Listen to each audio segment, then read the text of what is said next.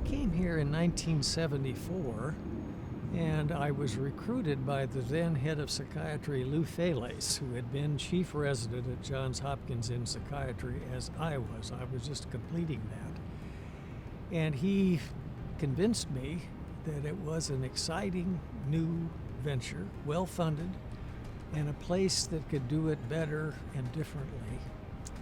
And in parallel, we had just began our family, and her family was here in Houston, so she was an influence in having me consider coming.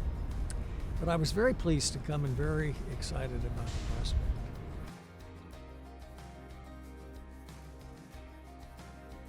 Shortly after I came, I was asked to be the head of admissions. And I knew nothing about it, but got interested in what's involved and happened to meet the head of admissions at Baylor College of Medicine, who was willing to give me some introductions to the health professions advisors at the school, and made an effort to do something which turned out to really be helpful to our admissions process, and that was to ask the health professions advisors to write a health professions manual. And I got a grant from the Macy Foundation to pay for it, and somebody to help them do that. And that was really a wonderful way for us to introduce the new school and some of what we thought were the advantages of coming to a new, fun, exciting place. And I think it really did help. But we went from a class of 25, which was absolutely wonderful to have a class that size to teach, because you can interrelate with 25, probably up to about 50. But after it gets larger than that, and we quickly went up to 200, in part to get future funding for the damage from the flood that happened a couple of years after we were started. And that changed the dynamics of teaching. And it also obviously put pressure on the admissions process to take more and more students.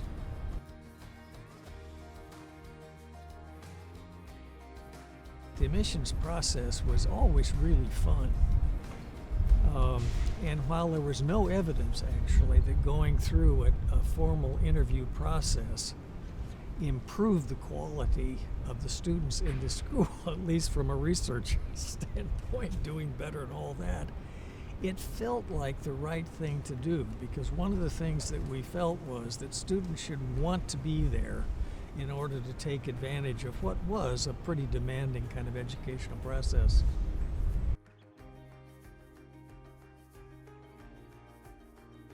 It was really fun.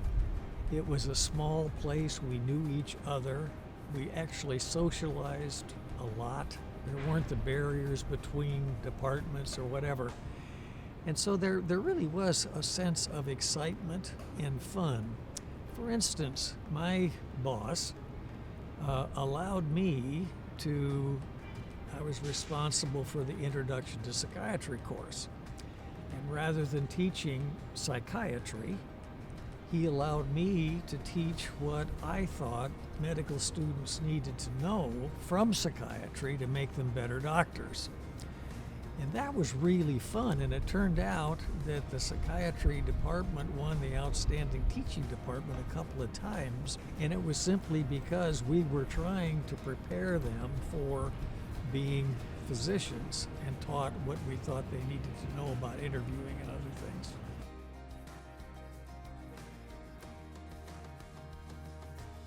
Well, coming back today was really kind of startling. My good friend George Stansel, whom I've known since the early days of the medical school, and we've caught up, has obviously been a part of the growth of the medical center, and he took me on a comprehensive tour of the medical center. And it's extraordinary how this place has grown. I was completely disoriented until we came to the library, and then I thought I was kind of oriented, although the medical school is now the McGovern School, no longer in the Freeman building. But the extraordinary growth is just, it's amazing, absolutely amazing.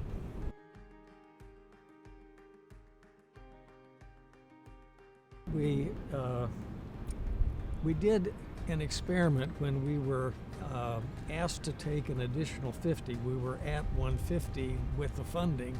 Late in the process, we were asked to take an additional 50 students. So we had the opportunity to take an additional number of students who had not gotten into medical school anywhere in Texas. So it was the extra 50. And we looked at all of their data and followed them through medical school. And the study demonstrated that the extra 50 did just as well, if not better, than the 150 that were carefully selected. It was not a surprise, but it was a little startling to document.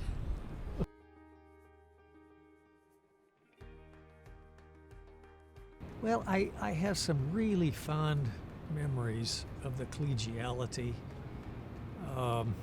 the excitement about really trying to do it better, working together to make a better medical school. There was a really focus on the educational program, which every medical school over time tends to lose focus because the incentives are to become better known and research and the dollars drive it.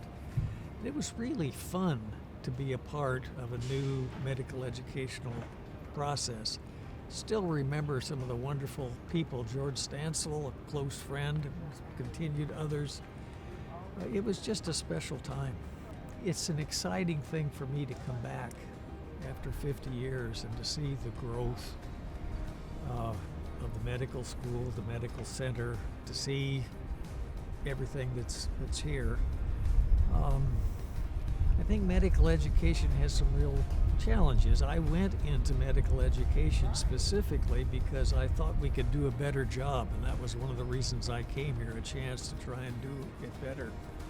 And I think we're still struggling to try and do a better job. I don't know what the answer is actually, but I think there are always challenges to prepare people to provide medical services to people.